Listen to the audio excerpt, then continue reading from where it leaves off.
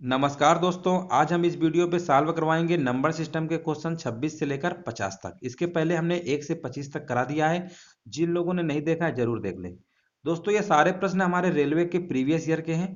Question number 26 देखिए, लिखा हुआ है तीन क्रमागत विषम संख्याओं का योग, इनमें से पहली संख्या से 20 अधिक है, इनमें से सबसे बड़ी संख्या ज्ञात करें। दोस्तों आपके ऑप्शन दिए गए हैं, ऑप्शन देख लीजिए। ये आरआरबी जेई के एग्जाम में पूछा जा चुका है। 13, 9, 11 और 7 ये हमारे ऑप्शन है। देखिए कैसे लगाएंगे। सबसे पहले दोस्तों सवाल की लैंग्वेज पढ़िए। सवाल क्या रहा है, तीन क्रमागत विषम संख्याओं का योग, इनमें से पहली संख्या से 20 अधिक है। तो सबसे पहले हमें क्रमागत विषम संख्या पता होना चाहिए। तो क्रमागत विषम संख्या का है या क्रमागत सम संख्या का है, हमेशा याद रखिएगा। पहली संख्या x लिखते हैं और दूसरी x+2 लिखते हैं और तीसरी लिखेंगे x+4। कहने का मतलब दो दो के अंतर पे होता है, ठीक है ना। सम संख्या का है क्रमागत या क्रमागत विषम का है, दोनों में यही यूज होगा, ये चीज हमेशा याद रखिए। अगर केवल क्रमागत संख्या की बात करता है तो पहली संख्या x, दूसरी x+1, x+2। यानी क्रमागत संख्या की बात करेगा तो एक एक जोड़ेंगे। अगर क्रमागत सम का है या विषम का है तो दो दो का दो दो दो दो क्यों जोड़ रहे हैं, क्योंकि दोस्तों विषम संख्याएं और सम संख्याएं, उनमें अंतर हमेशा कितने का होता है, दो का होता है। अब यहाँ पर देखिए, जैसे सवाल में बोलेगा सिंपल सवाल, इसके लैंग्वेज के अकॉर्डिंग लगा देंगे। तीन क्रमागत विषम संख्याओं का योग, यानी इन्हीं को जोड़ लो। अगर दोस्तों इनको जोड़ लो, तीनों को जोड़ेंगे तो कितना आएगा, एक्स एक्स यानी 3x हो जाएगा, प्लस इनको जोड़े 2 और 4 कितना होता है, 6। यानी क्वेश्चन में बोला गया तीन क्रमागत विषम संख्याओं का योग, इनमें से पहली संख्या से, पहली संख्या हमारी क्या है, यक्स है, यानी पहली संख्या से 20 अधिक है, यानी 20 जोड़ देंगे। अब इसको इधर लेके आओगे यानी 2x हो जाएगा। और ये 20 में से 6 माइनस करेंगे तो कितना आएगा, 14। इसमें काट लेंगे कितना आ जाएगा, 7। यानी x की वैल्यू दोस्तों कितनी आ गई, 7 आ गई कि नहीं आ गई। क्वेश्चन में पूछा गया इनमें सबसे बड़ी संख्या बताइए, तो सबसे बड़ी संख्या तो x+4 है। तो 7 में से 4 जोड़ देंगे ना तो कितना आएगा, 11। तो इसका जो सही जवाब होना चाहिए था, कौन सा होना चाहिए था 26 नंबर का, ऑप्शन नंबर दोस्तों सही हो जाएगा हमारा तीसरा, यानी सी नंबर। अगला प्रश्न देखते हैं। बहुत सिंपल सवाल था। यहाँ पर देखिए लिखा हुआ, ये भी हमारा आरआरबी जेई का पूछा हुआ है। यदि 3/11 फिर लिखा हुआ ये क्या, लेस देन है, ठीक है ना, x/3 लेस देन 7/11, तो निम्नलिखित में से कौन सा x का मान हो सकता है। ये सिर्फ आपको क्वेश्चन की लैंग्वेज से डराने की कोशिश कर रहा है, बाकी बाकी आपको डरना नहीं है, बहुत सिंपल सवाल है। अब देखिए दोस्तों, ये जो हमारा लिखा हुआ है, एक बार हम लिख के दिखा देते हैं आपको। 3/11 ऐसे लिखा हुआ है, फिर x/3 इस तरीके से ऐसे लिखा हुआ है। हमें करना क्या, 11, 3 और 11, इसका एलसीएम ले लेंगे। एलसीएम दोस्तों कितना आएगा, इसका 33 आएगा। अब आपको करना क्या है, 11 का भाग इसमें 33 में देते हैं, आपको पता ही होगा। हर वाली संख्या का एलसीएम में भाग देते हैं, जितना भागफल आएगा उसको अंश वाले नंबर से गुणा करते हैं। 11 त्रिका 33 होता है ना, तो इसमें मल्टीप्लाई करेंगे तो कितना आ जाएगा, 3 त्रिका 9, यानी ये हमारा आ जाएगा 9। समझिएगा ध्यान से, 9। फिर ऐसे साइन लगा लेंगे। अब इस 3 का भाग फिर इसमें देंगे तो 11 बार जाएगा, 11 का मल्टीप्लाई ऊपर वाले नंबर में करेंगे तो 11x हो जाएगा। इस तरीके से लिख लेंगे। 11 का भाग दोस्तों फिर देंगे 33 में, 3 बार जाएगा, 3 सत्ते 21। अब देखिए, ये जो अभी क्वेश्चन में जो लिखा हुआ था ना, ये फ्रैक्शन में लिखा हुआ था, इसको हमने एलसीएम लेके सॉल्व करके पूर्णांक में कन्वर्ट कर लिया। पूर्णांक हमारे लिए थोड़ा समझना आसान होता है। अब यहाँ पर देखिए, अगर ऑप्शन के अकॉर्डिंग चलते हैं, पहला ऑप्शन क्या है, 0.5। अगर दोस्तों x की जगह 0.5 रखोगे तो 11 पचे 55 होगा, 5.5। क्या 5.59 से बड़ा होता है, क्या 5.59 से बड़ा होता है, नहीं होता है, यानी कट कर देंगे। बी नंबर की देखते हैं, ऑप्शन देख के रखेंगे। x की जगह 1 रखेंगे तो 11 गुणे 1 करोगे तो दोस्तों 11 आएगा। क्या 11 9 से बड़ा होता है, बिल्कुल बड़ा होता है। क्या 11 21 से छोटा होता है, बिल्कुल होता है। बस दोस्तों, बस यही हमारा काम हो गया। अब इसके आगे कुछ भी नहीं दिमाग लगाना है। एक अगर हमारा सेटिस्फाइड हो गया तो इसका मतलब 100% हमारा ऑप्शन नंबर बी ही करेक्ट होगा। आप समझ गए होंगे। बाकी दो रखेंगे तो 11 दूनी 22, 22 क्या 9 से बड़ा होता है, बिल्कुल होता है। ये तो कंडीशन फॉलो कर देगा। लेकिन क्या 22 21 से छोटा होता है, नहीं। यहाँ देखो फेल हो गया। तो हम यहीं से चेक कर लेंगे, इसके आगे बढ़ने की जरूरत ही नहीं है। अगला प्रश्न देखते हैं। दोस्तों ये बहुत जो भी रेलवे में मैथ के क्वेश्चंस आते हैं, थोड़ा सा लैंग्वेज में घुमावदार होते हैं, बाकी इजी होते हैं, कोई टफ नहीं होते हैं। ये जितने भी प्रश्न हैं यूथ पब्लिकेशन बुक के हैं। आपने अगर आपके पास बुक होगी तो जरूर होंगे, उसमें काफ़ी बड़ा लगा रहता है, लेकिन हम शॉर्ट ट्रिक के माध्यम से आपको सिखा रहे हैं।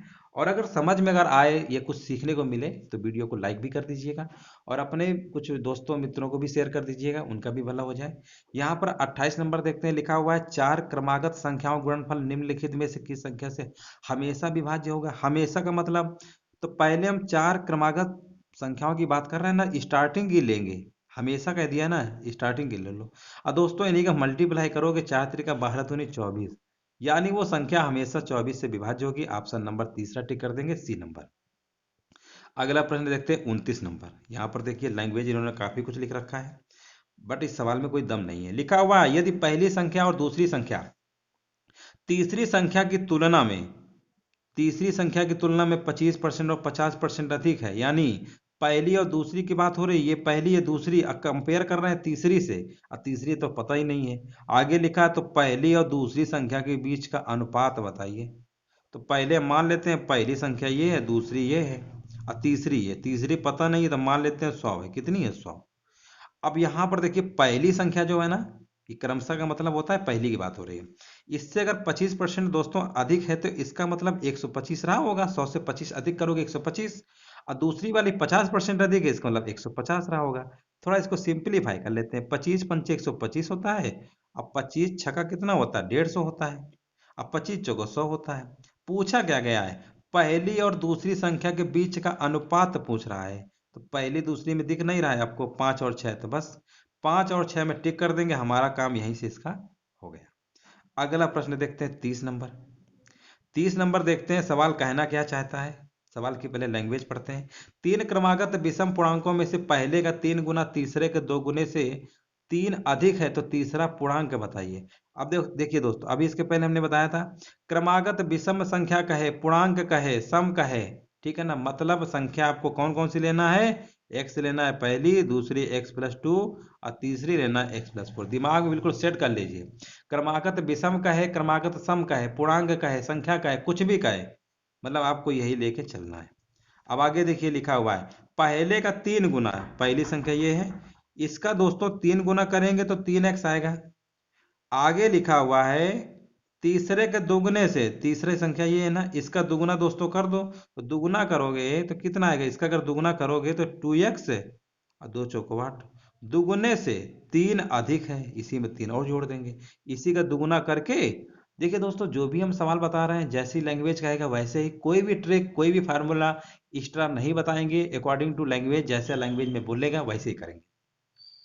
अब आप समझ लीजिए, ये वाला इधर ले आएंगे, 2x है ना, इधर आएगा तो x बचेगा, और 8 3 तो जानते हैं जोड़ना, 8 3 कितना होता है? 11। तो इसका जो सही आंसर हो जाएगा हमारा ऑप्शन नंबर तीसरा, यानी सी नंबर।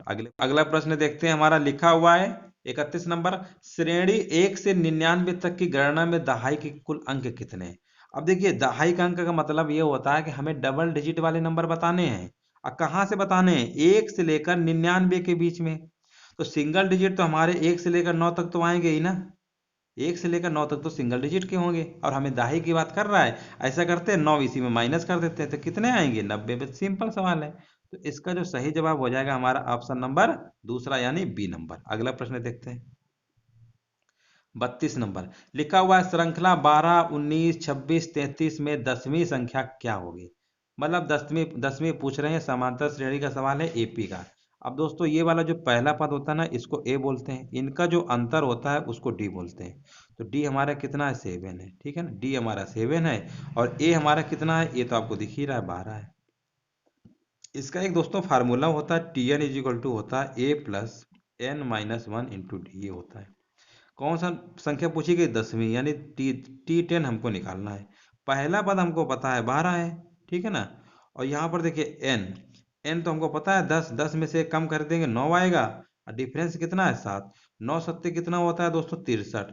63 में से 12 जोड़ दीजिए, 63 में से 12 जोड़ेंगे तो 3 2 5 और 6 1 7, कितना आएगा?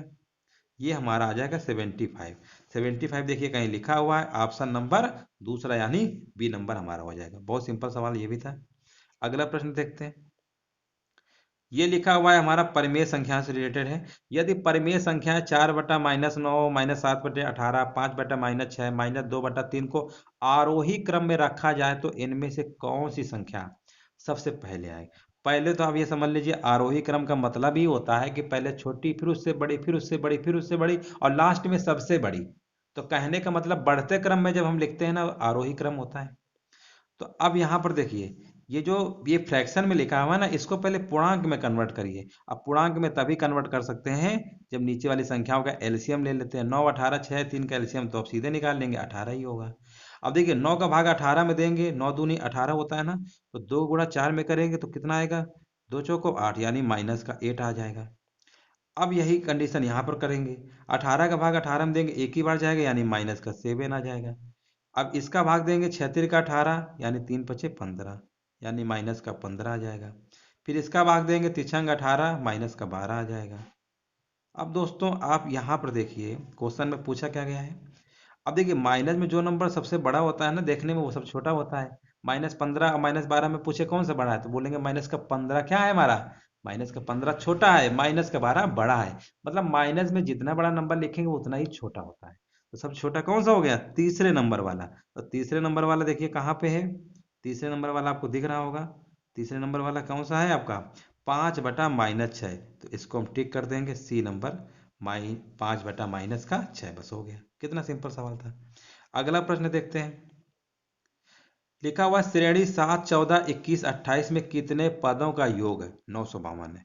अब दोस्तों देखिए, ये तो हमारा समांतर श्रेणी का है। एक आपने फार्मूला पढ़ा होगा, S N is equal to होता है n/2, 2a plus n-1 × d। एक ये फार्मूला आपने जरूर पढ़ा होगा। इसमें क्या है, एस एन की जगह रख देंगे, एन हमको निकालना है, ए रख लेंगे, डी निकाल लेंगे। ए हमको पता है, ए पता है ना, ए कितना है, ए हमें 7 पता है। अगर हम डी की बात करते हैं तो डी भी हमारे कितना है, 7 है। तो एक तो तरीका हमारा ये है कि ए, ठीक है ना, ये हमारा क्या है, ये हमारा डी है, ये हमारा ए है। तो ए और डी हमको पता है, तो यहाँ रख लेंगे एन, इससे द्विघात समीकरण बन जाएगा। इसको थोड़ा और सिंपल तरीके से लगाते हैं। यहाँ पर देखिए, जो 7, 14, 21 लिखा है ना, इसमें अगर सब में 7 कॉमन ले लेते हैं, तो यहाँ पर कितना आ जाएगा, योगफल पूछा है ना, कितने पदों का योग है, तो इनको ऐसे जोड़ोगे, 7 एकम 7, 7 दूनी 14, 7 त्रिक 21, योग है ना, और डैट डैट डैट डैट चलता रहेगा ऐसे। इन्हीं का योग कितना दिया हुआ है क्वेश्चन में, 952 दिया हुआ है, 952। अब आपको करना क्या है, ये 952 दिया हुआ है। अब यहाँ पर इसको 7 से भाग कर दीजिए। जब 7 से भाग करेंगे तो ये हमारा कितना आ जाएगा, 1 + 2 + 3 और +4, इस तरीके से चलता रहेगा। और 7 का भाग देंगे, 7 एकम 7, 2 आएगा। 2 के बाद ये होगा 25, 7 त्रिका कितना होता है, 21, और 7 त्रिक 21, 4, 7 छंग क्या होता है, 42। ये हमारा आ गया, ठीक है ना। ठीक है, 136 आ गया। अब आपको पता होगा, इसकी जगह हम ये भी ले सकते हैं, n+1/2। ये क्या होता है, किसी भी प्राकृतिक संख्याओं के योगफल का फार्मूला होता है, और यही क्वेश्चन में कितना हमारा दिया हुआ है, 136। अब दोस्तों यहाँ हम ऑप्शन चेक कर लेंगे, एन हमारा कौन सा रखें कि 136 आ जाए। अगर हम पहले ही ऑप्शन उठाते हैं 16, पूरा मत सॉल्व करिए, पूरा सॉल्व करेंगे तो काफी टाइम फिल होगा। अगर 16 लेते हैं तो 16, 1 17, और 16 में 2 से देखो, 2 से डिवाइड भी तो हो जाएगा ना, 8 × 17, 8 × 17 देखो क्या आता है हमारा, 8 × 17 अगर हम करें क्या, 136 अगर आता है कि नहीं आता। यहाँ पर एन रखेंगे ना दोस्तों, एन रखेंगे 16, 16 1 17, 16 × 17, 2 से भाग देंगे, 8 कट का 2 8 16 नहीं होता है, काटेंगे, 8 7 56। अरे ये तो हमारे 136 आ गया। इसका मतलब हमारा पहले ही ऑप्शन टिक कर देंगे, 16 नंबर, यहीं से हमें आंसर पता चल गया, आगे लगाने की जरूरत ही नहीं है। अगला प्रश्न देखते हैं। यहाँ पर लिखा हुआ, दो क्रमानुगत संख्याएं ज्ञात करिए, जिनमें पहले अंक का 3 गुना दूसरे अंक के दुगने से 5 अधिक है। इसको बाई ऑप्शन से भी लगा सकते हो। पहले अंक का 3 गुना, अगर इसका 3 गुना करोगे तो 15 आएगा, दूसरे का दुगुना करोगे तो 12। क्या इससे ये 5 अधिक है, तो ये तो 3 है अधिक है, ये हो ही नहीं सकता। दूसरा ऑप्शन, 6 का अगर हम करते हैं 3 गुना 18, इसका दुगुना करोगे ये तो 4 आ रहा है, ये भी नहीं हो सकता। तीसरा, 7 का 3 गुना 21, 8 का दुगुना 16, देखो क्या ये अधिक है, कितना अधिक है, 5, बिल्कुल सही। तो यही हमारा ऑप्शन हो जाएगा। अब मान लो अगर जिसको अगर इस तरीके से नहीं पता तो लगाना कैसे, वो भी देख लीजिए।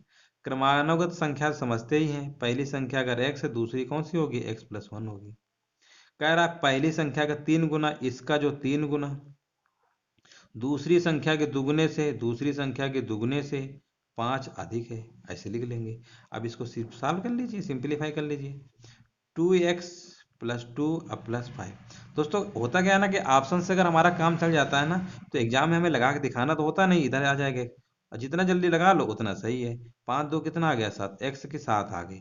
इसका मतलब पहली संख्या हमने x मानी थी 7, दूसरी x+1, 7 1 8, यानी ऑप्शन नंबर तीसरा यानी सी। अगर लगाना चाहे तो इस तरीके से लगा सकते हैं। अगले देखते हैं 36 नंबर। लिखा हुआ है 6 + 11 + 16 + 21 और 71, ठीक है ना। पूछा गया कि इसका मान बताइए क्या होगा। ये भी हमारा एनटीपीसी का पूछा जा चुका है। देखिए दोस्तों, यहाँ पर 71 मतलब हम लगा सकते हैं। एक फार्मूला हमने पढ़ा होगा, SN = होता है n/2 a + l, ठीक है ना, ये होता है। यहाँ पर हमें निकालना क्या है, n हमको निकालना है, ठीक है ना। क्या निकालना है, n निकालना है। SN हमको पता है, SN तो पता नहीं है। SN क्या पता है, नहीं पता है। चलिए कोई बात नहीं, SN हमको नहीं पता है, इसका योगफल ही तो निकालना है। योगफल निकालना है। SN का मतलब क्या होता है, डैश डैश लगा है ना, ये जोड़ना, यानी SN निकालना है। n कैसे निकालते हैं, n हमने ट्रिक बताया है, लास्ट वाले नंबर में से इसको पहले घटा लो। 71 में से दोस्तों पहले 6 घटाएंगे तो कितना आएगा, ये हमारा कितना आ जाएगा 65। कितना आ जाएगा 65, ठीक है ना। ये हमारा कितना आ गया 65।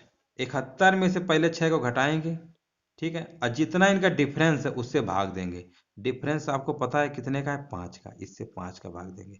ये हम क्या निकालना है, n निकालने का दोस्तों ट्रिक होता है, लास्ट वाले नंबर में से पहले नंबर को माइनस कर देंगे और जितना डिफरेंस होगा उससे भाग दे देंगे, जितना आए। कितना आएगा, 5 एकम 5, 5 त्रिका 15, जितना आएगा उसमें से एक और जोड़ देते हैं। लास्ट में क्या करते हैं, एक जोड़ देंगे तो कितना आ गया, ये हमारा 14 आ गया। यानी n हमको पता है 14 है, ठीक है ना। a हमको पता है 6 है, l हमको पता है, l यानी लास्ट, लास्ट वाला कितना है हमारा, लास्ट वाला आपका कितना 71, ठीक है। इसको सॉल्व कर लेंगे, 2 सत्ते 14, यानी 7 गुणे 71, 6 जोड़ेंगे तो कितना आएगा 77 आएगा। मल्टीप्लाई कर लेंगे, 7 सत्ते 49 होता है, और 7 सत्ते 49, 49 4 कितना होता है 53।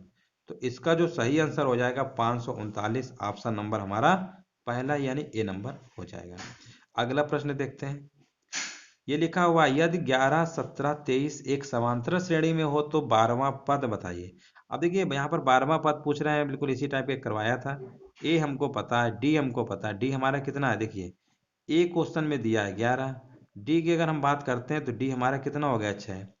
अब यहाँ पर देखिए 12वां पद पूछा है, यानी टी एन का फार्मूला हम लगा देंगे, A plus N minus 1 into D, ये होता है टी, यानी 12वां पद पूछा गया है, कोई बात नहीं, ए प्लस, ए हमको दिया है, ए क्वेश्चन में दिया है, ए कितना है 11 प्लस 12, एन की जगह 12 रखेंगे, 12 माइनस 1 कितना होता है, 12 माइनस 1 यानी 11।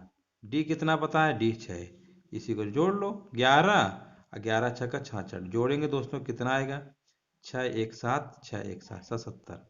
देखिए 77 नंबर कहीं लिखा हुआ है हमारा, और इसका जो सही जवाब हो जाएगा ऑप्शन नंबर पहला ही हो जाएगा हमारा ए नंबर। कितना सिंपल सवाल था। अगला प्रश्न देखते हैं दोस्तों, तेजी से देखते हैं। लिखा हुआ है, निम्नलिखित में से कौन संख्या अभाज्य। अभाज्य का मतलब होता है जो संख्या जो है खुद की संख्या से कटे या एक से कटे। ये देखिए, ये हमारा 3 से कट रहा है, ये भी 3 से कट रहा है। अब समस्या इन दोनों पे आ रही है। तो जब भी ऐसा नंबर हुआ करे ना, तो एक बार 23 से जरूर चेक कर लिया करो, 23 से हमेशा लगभग लगभग कट ही जाता है।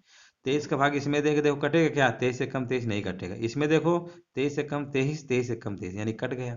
तो इसका मतलब ये भी कट गया। तो इसका जो सही आंसर होगा, कौन सी अभाज्य संख्या है ना, तो कौन सी अभाज्य संख्या है, ऑप्शन नंबर पहला है। क्योंकि ये 23 से कट रहा था, ये भी कट रहा था, सब कट रहे थे, तो पहला वाला इसका हो जाएगा। अगला देखते हैं। लिखा गया, 2 अंकों की सबसे बड़ी अभाज्य संख्या ज्ञात करिए। अब 2 अंकों की सबसे बड़ी अभाज्य संख्या हमारी कौन सी हो जाएगी, 97। 97 होती है, हो गया डी नंबर। अगला देखते हैं। लिखा हुआ है, सबसे छोटी अभाज्य संख्या और जीरो को छोड़कर किसी भी पूर्ण संख्या गुणनफल हमेशा क्या होता है। अब अभाज्य संख्या, सब छोटी अभाज्य संख्या 2 होती है। जीरो को छोड़कर 1 का गुणा करोगे तो भी 2 आएगा, 2 के बाद अगर 2 से मल्टीप्लाई करोगे 4 आएगा, 2 का मल्टीप्लाई, ये क्या है हमारे पूर्णांक है, तो भी ये क्या आ रहा है हमारा सम संख्या, तो हमेशा क्या होगा, सम संख्या होगा, यानी ऑप्शन नंबर तीसरा सी सही होगा। अगला प्रश्न देखते हैं। लिखा हुआ है, 50 और 80 के बीच अभाज्य संख्याओं का योग बताइए। 50 के बाद अभाज्य संख्या 53 आती है, फिर कौन सी आती है हमारी 59 आती है, फिर 59 के बाद 61, 61 के बाद 67, तेजी से लिख लेंगे। 67 के बाद 71, 71 के बाद 73, 73 के बाद 79, इन्हीं को जोड़ लो। अब देखिए दोस्तों जोड़ेंगे, 9 1 10, 9 1 10, 3 13, 9 3 12, 1 13, 13 7 20, 1 21, 21 9 30, 30 3 33, यानी लास्ट का अंक में हमारा 3 आना चाहिए। कहाँ पे लगा है 3, बस हो गया। अब पूरा जोड़ने की जरूरत नहीं है, यहीं से हम पता कर लेंगे। और ये आभाज्य संख्याओं की देखिए बहुत सारी ट्रिक होती है, इसमें इतनी उतनी लाइन, ये सब तेजी से भी लिख सकते हैं, कोई इसमें ज्यादा दिमाग नहीं लगाना है, सिंपल तरीके से भी लगा सकते हैं। अगला देखते हैं, लिखा गया है किन्हीं चार विषम संख्याओं का योग बताइए, इन सबको जोड़ के देख लो 34 कहाँ है। जहां पे आ जाए तो इनमें इनमें तो हो ही नहीं सकता, इसी में लग रहा हो सकता है। जोड़ के देखो, 3 1 4, 7 4 11, 3 14, यानी यही आएगा। तो इसका सही जवाब हो जाएगा ऑप्शन नंबर चौथा, सिर्फ जोड़ना है। अगला देखते हैं, लिखा हुआ है 1 से लेकर 100 तक की गिनती में दो अंक जो है दहाई के स्थान पर कितनी बार आता है। अब देखिए दहाई के स्थान पर बात कर रहा है, तो देखिए 1 से लेकर अगर हम बात करते हैं 10 तक की गिनती में, तो 1 2 आएगा। दहाई होता क्या है, मान लो ये अगर इकाई है तो ये होता है दहाई, ये इकाई ये दहाई, दहाई ये वाला होगा, ठीक है ना। ये कौन सा होगा, दहाई होगा। मतलब ये लेफ्ट और ये क्या मान सकते हो, इसको ऐसे मान सकते हो, ये राइट और ये लेफ्ट, ठीक है ना। तो कहने का मतलब दहाई इस तरफ आना चाहिए। तो दो तो सिंगल नंबर है, होगा ही नहीं। अगर हम बात करते हैं 11 से लेकर 20 तक के बीच में, तो एक जगह 12 तो आता है, लेकिन ये हमारा इकाई होता है, दहाई तो आता नहीं, इसलिए नंबर नहीं लेंगे। इसके बाद 20 को ले लेंगे। 20 में देखिए दो हमारा क्या है, दो हमारा दहाई में आता है, ये इकाई हो गया दहाई। तो कहने का मतलब 11 से 20 तक में तो एक आपको मिला ही। इसके बाद हम बात करते हैं 21 से लेकर 30 तक में। 21 से लेकर 30 में तो हर लाइन पे 21 22 मतलब दो दो तो मिलेगा ही पहले। तो यहाँ तक 30 में तो मिलेगा नहीं, यानी टोटल यहाँ पर मिलेगा 9 बार। 9 बार यहाँ मिलेगा, एक बार यहाँ मिलेगा, टोटल कितनी बार हो गया, 10 बार।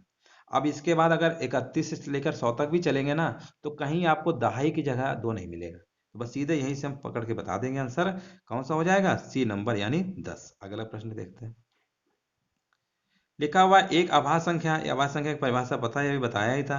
केवल संख्या जो खुद से कटती है और एक से विभाजित होती है वही हमारी क्या होती है, आभास संख्या। ये इसकी दूसरी परिभाषा होती है, जिससे केवल दो ही गुणनखंड होते हैं, वो भी हमारी आभास संख्या होती है। अगला प्रश्न देखते हैं, 1 से लेकर 100 तक की गिनती में 5 कितनी बार आता है। 1 से लेकर 100 तक की गिनती में दोस्तों 5 जो है हमेशा कितनी बार आएगा, गिन लीजिएगा, 20 बार आता है। कितनी बार आएगा, 20 बार आएगा। अगर हम दो की बात करें या तीन की, वो भी हमारा 20 बार ही आता है, ठीक है। अगला प्रश्न देखते हैं, ये सवाल थोड़ा सा अच्छा है। लिखा हुआ है पहली 200 विषम प्राकृत संख्याओं में से कितनी अभाज्य संख्या। अब देखिए दोस्तों, अगर हम बात करते हैं 1 से लेकर 100 तक के बीच में अभाज्य संख्याएं, 1 से लेकर 100 तक के बीच में अगर अभाज्य संख्या की बात करते हैं, तो आपको पता होगा 25 होती है। कितनी होती है, 25 होती है। यहां पर कह रहा है विषम प्राकृत संख्याएं, तो विषम तो हमारी स्टार्ट होती है 1 3 5, यानी इस तरीके से फॉर्मेट। और हमें पता है कि जितनी भी विषम संख्याएं होती हैं वो हमारी अभाज्य होती हैं, लेकिन सभी विषम संख्याएं अभाज्य नहीं होती, ऐसा जरूरी नहीं है। लेकिन जो भी हमारी अभाज्य संख्या होगी वो हमेशा विषम ही होगी। सिर्फ एक एक्सेप्शन है, जो दो हमारी कैसी होती है, सम अभाज्य संख्या होती है। लेकिन यहाँ पर जो विषम की बात इन्होंने कहा है, इसमें सम तो आएगा ही नहीं, तो दो को तो हटा ही दो। अगर 1 से लेकर 3 5 7 9 लिखते ही चले जाओगे 100 नंबर तक, तो कन्फर्म है कि 25 होता है, लेकिन दो को छोड़ दिया है। इसका मतलब 1 से लेकर, अगर दोस्तों 100 की अगर विषम संख्याओं में बात करते हैं, तो अभाज्य संख्या 24 हो जाएंगी, क्योंकि दो को हमने छोड़ दिया है, विषम में दो हमारा काउंट नहीं होगा। और अगर ये तो 24 हो गए, और अगर दोस्तों अगर हम बात करें 100 से लेकर 200 के बीच में कितनी अभाज्य संख्या होती है, ये आपको अगर याद नहीं है तो याद कर लीजिएगा। 100 से लेकर 200 के बीच में, 100 से लेकर 200 के बीच में आभाज्य संख्याएं हमारी कितनी होती हैं, 21 होती है। कितनी होती है, 21 होती है। ये 21 होती है, 24 होती है, दोनों को जोड़ लेंगे तो कितना आ जाएगा हमारा, 45। तो इसका जो सही आंसर हो जाएगा हमारा ऑप्शन नंबर पहला ही हो जाएगा, 45। इसमें लिखेंगे तो काफी टाइम फिल होगा। ये चीजें आपको थोड़ा सा पता होना चाहिए पहले से कि इतने इतने अंतराल की संख्या इतनी होती है। ठीक है, आगे बढ़ते हैं। यहाँ पर देखिए लिखा हुआ निम्न में से कौन से जोड़े सह अभाज्य हैं। सह अभाज्य का मतलब होता है ऐसी दो संख्या जिनमें कुछ भी कॉमन ना हो, ठीक है ना, या कह सकते हैं उनका मासा जो होता है एक होता है, ठीक है। तो यहाँ पर देखिए ये तो कट रहे हैं भैया 5 से। इनकी अगर हम बात करते हैं तो ये भी हमारा 3 से कट रहा है क्या, हाँ कट रहा है, ये तो हो ही नहीं सकते। इनकी बात करते हैं तो ये कहीं ना कहीं 2 से कट रहे हैं, ये नहीं कट रहे हैं, तो जो सी वाला है इसी को लॉक कर देंगे। इसका सही आंसर हो जाएगा सयाभाज्य यानी सी नंबर। अगला प्रश्न देखते हैं। लिखा हुआ है, निम्न में से कौन संख्या भाज्य है?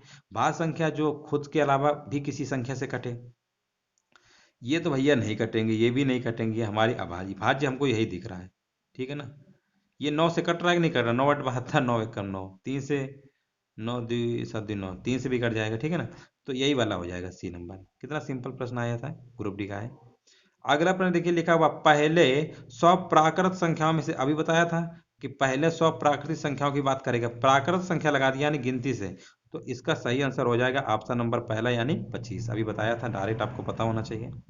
चलिए दोस्तों, लास्ट प्रश्न देखते हैं, इसके बाद जो और भी प्रश्न है वो अगले वीडियो पे कराएंगे। यहाँ पर लिखा हुआ है, निम्नलिखित समुच्चयों में से कौन सा सहअभाज्य संख्याएं बनाता है? सहअभाज्य मतलब वही जिनमें अंतर एक का होता है। यहाँ तो कट रहा है, ये होगा नहीं, और ये भी नहीं होगा, और कहीं ना कहीं ये भी हमारा नहीं होगा, क्योंकि 43 तिरका होता है एक शून्य। कौन सा हो जाएगा? ऑप्शन नंबर पहला, 12 7 में कुछ भी कॉमन नहीं है, यानी यही इसका सही आंसर होगा।